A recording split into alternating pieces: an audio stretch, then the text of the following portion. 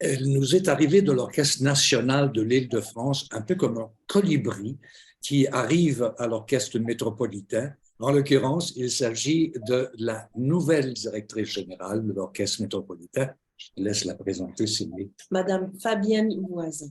Bonjour Fabienne. Mais bonjour Sylvie, bonjour Winston.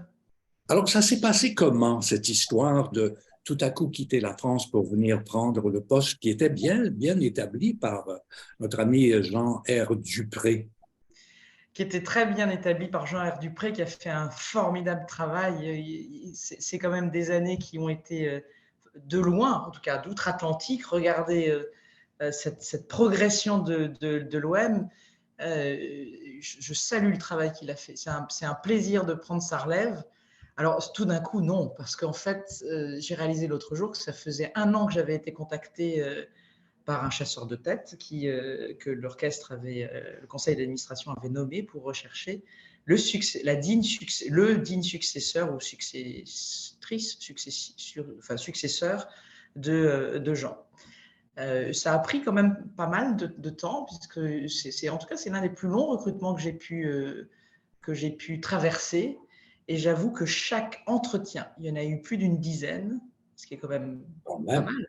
Ça veut dire qu'ils se sont donné la peine de rechercher, j'allais dire presque une âme sœur. En tout cas, la façon dont ça a été laisser présager cette envie de partager les valeurs, de partager la vision qui était extrêmement confortable à qui voulait prendre le poste. Je l'ai ressenti comme une aventure qui n'a eu finalement de cesse, pas à pas, que de confirmer mon envie, déjà, et la leur pour ce mariage, si j'ose dire, parce que c'est un peu ça quand même, c'est un mariage. Oui.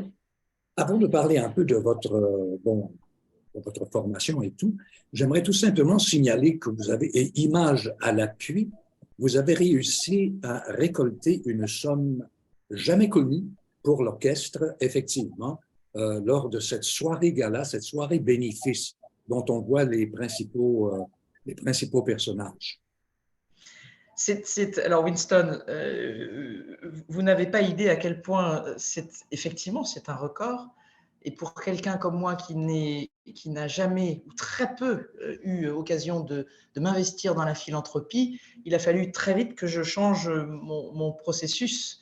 Je veux dire que c'est un succès collectif du conseil d'administration qui s'est investi au travers de Eric Hayan et de Abe, qui sont 2 personnalités de l'orchestre au sein du conseil d'administration, de l'équipe flamboyante de la philanthropie dirigée d'une façon extrêmement presque artistique de la part de Céline Choisla, et puis de toute l'équipe, parce que c'est un événement où finalement toutes les compétences se sont réunies, que ce soit la production, que ce soit l'artistique.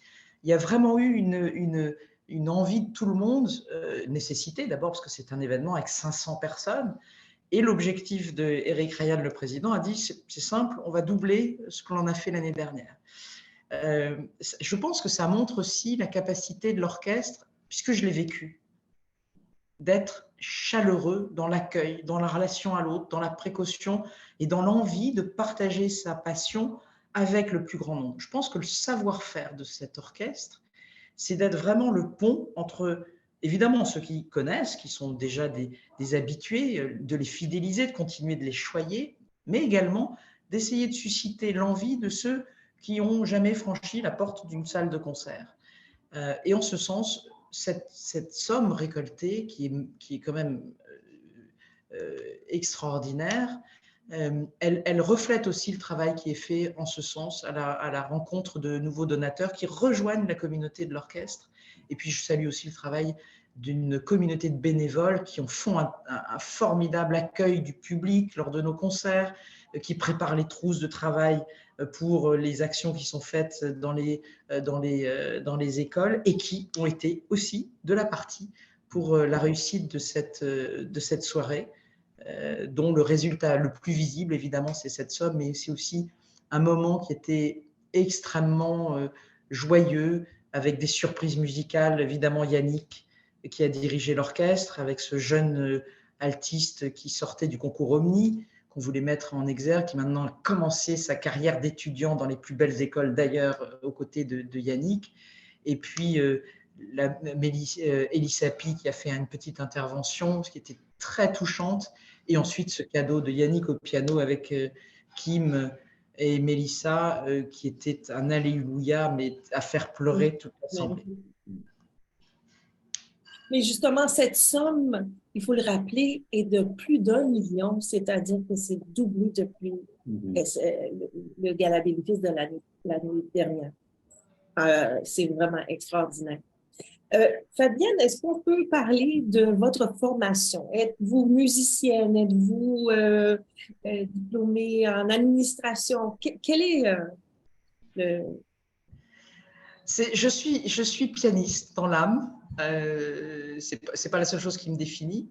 Ce qui est étonnant d'ailleurs, parce que le piano est probablement le seul instrument qui n'est pas dans l'orchestre. Oui. Lors de mes études, j'étais au Conservatoire de Lyon et puis après en Île-de-France, à Paris.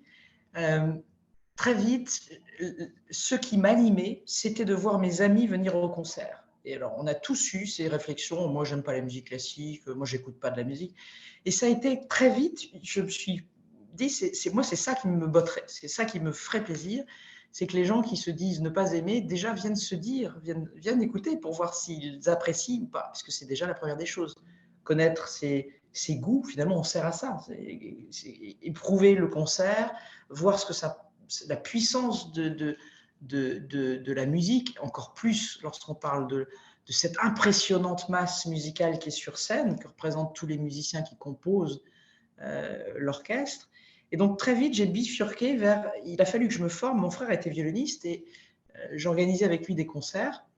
Et je me suis vraiment régalée à organiser, à trouver des mécènes, parce que déjà, à ce moment-là, il en fallait, trouver les lieux, négocier, etc. Et donc, très vite, je me suis dit, il faut que je me forme sur tous les outils juridiques, les outils... et donc, j'ai souhaité lâcher le piano pour passer côté école de commerce. Donc, ça a été un parcours. Donc, j'ai eu finalement une double formation. Et puis, très vite, j'ai intégré une agence d'organisation de concerts qui organisait plus de 300 concerts par an. Et là, ça a été la rencontre avec les artistes, l'envie de créer un écrin jusqu'à leur arrivée sur scène. Et puis, j'ai rencontré l'Orchestre national d'Île-de-France. Ça a été un orchestre avec lequel j'ai beaucoup travaillé, qui était très flexible. On pouvait faire de la musique symphonique, du grand répertoire, mais aussi ce que, d'ailleurs, j'aime pas ce terme de grand répertoire, disons qu'il abordait toutes les musiques avec la même ferveur. Et ça m'a plu. Et un jour, du coup, j'ai eu l'occasion de pouvoir le rejoindre. Ensuite, j'ai eu une expérience en Afrique pendant 4 ans et demi, qui m'a appris que si on oublie la culture, il n'y a pas grand sens à la vie. Donc, je n'ai eu de cesse que d'essayer de replacer un peu de culture auprès d'une population qui n'avait pas accès à grand-chose. Et ensuite, j'ai rejoint de nouveau l'orchestre à un autre poste, l'Orchestre national d'Île-de-France, pour en prendre la direction pendant 11 ans, qui ont été des années formidables de relations avec les musiciens, avec une équipe extrêmement investie. Et c'est là où c'est un frère de l'OM, parce que c'est l'un des rares orchestres qui a été conçu pour ne pas avoir de salle. Il était à la Philharmonie de Paris, aux côtés de l'Orchestre de Paris. C'était les 2 formations qui étaient résidentes. Donc, je sais travailler avec un autre orchestre dans le plus grand des plaisirs et de belles collaborations. Et puis, il rayonnait partout dans la région Île-de-France, qui était la plus grande région d'Europe. Donc, ça en fait beaucoup de choses qui sont communes avec l'OM. Oui. De telle sorte, lorsqu'on m'a demandé de rejoindre, évidemment, c'est une opportunité qui ne se rate pas. Vous ne pouvez pas passer à côté de cet orchestre que tout le monde regarde pour être le laboratoire de Yannick Nézet-Séguin dans la façon qu'il a de souhaiter montrer ce qu'est un orchestre en 2023, ce qu'il peut apporter à la société, au travers aussi du regard du patrimoine, comment choisir les programmes, comment les faire résonner avec des sujets qui font que nous voudrions pouvoir donner, au travers de l'histoire de la musique et de la création, une société plus harmonieuse. Et je pense que pour moi, c'est exactement ce que je voulais faire, et travailler évidemment aux côtés de ces musiciens qui sont regardés comme les troublions. C'est un orchestre qui arrive joyeusement. Et je pense que ça, c'est quelque chose qui est une marque de fabrique de l'OM, qui arrive avec beaucoup de joie à se dépasser sous la baguette d'un des chefs avec lesquels tous les musiciens du monde, en témoigne ma boîte mail aujourd'hui, tous les musiciens du monde voudraient travailler.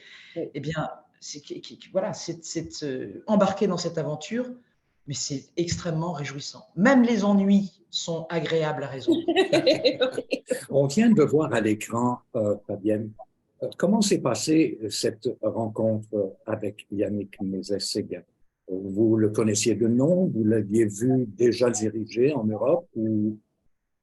De nom, évidemment, Winston. Ça fait une quinzaine d'années qu'il perturbe les Européens. Il était à Rotterdam, à l'Orchestre de Chambre d'Europe. On voit le travail qu'il fait, la fidélité. C'est rare aujourd'hui. C'est une valeur on change de directeur musical presque comme de mari, je peux en parler. Bon, et le travail formidable qu'il a fait avec Rotterdam, le goût que les musiciens avaient de vouloir revoir ce chef. La même chose, il a travaillé un répertoire particulier avec Rotterdam, un autre particulier avec l'orchestre de chambre, quelque chose de très bien pensé. Il a été l'un des premiers à parler de compositrice, ne pas seulement en parler, le faire. Et c'est des choses où ça nous a botté un peu tous les fesses, c'est-à-dire qu'on aimait à mettre le programme de l'OM sous les yeux de nos directeurs musicaux en disant « mais regarde, il nous donne, il ouvre la voie, il faut qu'on suive ce souffle, cette nouvelle façon de voir. » On est pour preuve aussi tout ce qu'il fait avec le Metropolitan Opera. Il arrive à donner envie, je le dis, à donner envie à des gens qui ne se sentaient pas forcément proches de ce répertoire au travers de sujets qu'il aborde pour de nouvelles commandes pour l'opéra. Je trouve qu'il est malin, et il est malin par l'envie de vouloir partager ces répertoires, partager cette émotion tout simplement de ce que procure la musique, de cette envie de partager avec des gens qu'on ne connaît pas dans la salle, une émotion qui est tout à fait singulière et qui vous fait dresser les poils sur les bras. Donc oui, c'était...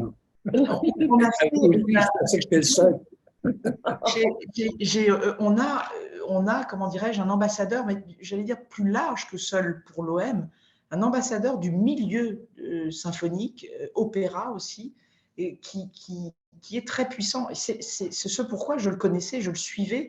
Et puis pour tout vous dire, j'étais à ce concert de la tournée, la fameuse tournée de l'OM. J'étais dans les coulisses de la Philharmonie à ce moment-là. Ça a été quelque chose dont tous ceux qui étaient là se souviennent. Il s'est passé quelque chose. Et là, c'est typiquement ce lien de cet orchestre avec ce chef où tout le monde se dépasse. C'est électrisant. Et on voit bien, quand vous avez le bonheur de passer derrière la scène, voir sortir les musiciens après un concert, vous savez tout de suite s'ils ont traversé quelque chose. D'abord, vous le savez parce que vous-même dans la salle, vous avez été électrocuté. Et à partir du moment où il y a quelque chose qui se passe sur scène, c'est contagieux, ça atteint le public. L'émotion est contagieuse. Et lorsque ça se passe, eh bien, ça procure un plaisir extrême dans la salle. Toi, tu es dans l'écoute. Hein? Oui, moi, je suis dans l'écoute. Je trouve qu'on a trouvé vraiment en vous, Fabienne, une directrice formidable, vraiment. Mais vous savez, Sylvie, c'est un peu comme les couples. Oui. J'étais très heureuse avec l'Orchestre national d'Île-de-France. Ici, je dois avouer que la mentalité québécoise, Yannick a une mentalité particulière dans le milieu, mais il porte en lui cette capacité que vous avez de créer des relations tout à fait... Vous êtes dans le moment présent, il y a une écoute, il y a des échanges qui sont riches. C'est ce pourquoi je disais, même les ennuis sont agréables à traverser. Vous êtes en mode solution tout le temps. Donc, il y a quelque chose qui est extrêmement enthousiasmant. Si on faisait un bref retour sur l'année qui s'achève, il reste encore quelques concerts, 2 concerts, mais les faits marquants pour vous, un ou deux peut-être. Et il y a bien eu je ne peux parler que des faits que j'ai vécus. Il y a eu ce concert de Noël qui, pour moi, les airs de fête, montre aussi la capacité d'un grand chef de se préoccuper de la musique populaire. Et là aussi, qui a été une occasion de pouvoir aller chercher un public, d'inviter un public qui ne fréquente pas nos salles et qui, depuis, revient se frotter à des répertoires qu'ils ne connaissaient pas avec confiance. Et ce travail de confiance, c'est tout à fait ce vers quoi nous souhaitons aller. Il y a évidemment des créations qui sont tout à fait étranges, évidemment celle avec cet instrument bizarre, le thérémine, et qui moi-même m'a fasciné. Ouais. Et puis, il y en a beaucoup à venir, j'allais dire. Il y en a encore une là, qui vient, qui s'appelle Élégance à la Kherson Leang, qui va nous proposer Le Chevalier à la Rose de Strauss, qui est une épopée racontée en musique. Ça, c'est extraordinaire. C'est pas plus tard que le 28 avril. Ça, j'invite tout le monde à venir traverser cela, accompagné de l'œuvre de Marlock, qui sera évidemment tout à fait d'actualité quand même, là aussi, puis de ce best-seller, si on peut employer ce mot-là, pardon pour l'anglicisme, mais de cette œuvre absolument magnifique pour violon, qu'est le concerto pour violon de Tchaïkovski avec Kherson Leang, justement, et sous la baguette d'un chef que les Québécois connaissent bien, puisqu'il s'agit d'Alexander Shelley. Mais Fabienne, moi, je veux parler d'un événement exceptionnel avant votre arrivée, qui a été le concert au pied du Mont-Royal, où il y avait 45 000 personnes, et on va récidiver cet été, 45 000 personnes, et où le rappel était, c'était maintenant l'idée de Yannick et de sa violon solo, Yukari Cousineau, de jouer The Fifth of Beethoven, c'est-à-dire la 5e disco. Alors, c'était extraordinaire, la réaction du public. Quand on parle de démocratisation de la musique, on a le parfait exemple. Oui. Et puis Yannick dirigeait en camisole, et puis c'était vraiment un grand moment. Le temps nous court après. Alors, cet été, il y aura le domaine Forget, il y aura la montagne. Mais moi, je suggère qu'on refasse une autre entrevue pour parler de la prochaine saison, parce qu'il y a tellement à dire. Alors, je pense qu'on va se laisser là-dessus, Fabienne, et on va refaire une autre entrevue pour élaborer davantage la saison 2023-2024, parce qu'il y a des choses à avec grand plaisir. Effectivement, les parcs, c'est quelque chose de fondamental. Vous n'êtes plus dans le sacro-saint temple du lieu de la musique, même si on adore la maison symphonique et puis les arrondissements dans lesquels on joue. Le parc a cela de formidable. On vient en famille. C'est un moment joyeux où on peut pique-niquer en même temps. Et évidemment, il y aura le Mont-Royal, mais tous ces concerts d'été sont… Même nous, on se régale à l'idée. Il y a la Naudière aussi. Et tout cela, c'est gratuit. C'est gratuitement une activité offerte gratuitement à tout le monde. Gratos. Mais il ne faut pas oublier la Naudière. Oui, mais… Le domaine Forget et la Naudière, effectivement, et puis les parcs, effectivement, gratuits, avec l'aide du CAM qui nous aide à faire tout cela partout. Exact. Alors, Fabienne. Merci infiniment d'avoir pris de votre temps. Votre temps est compté à la seconde près. Merci pour votre générosité. Merci. Et à très bientôt. Merci et continuez. C'est formidable, vos entrevues. Merci à vous. Merci. Merci.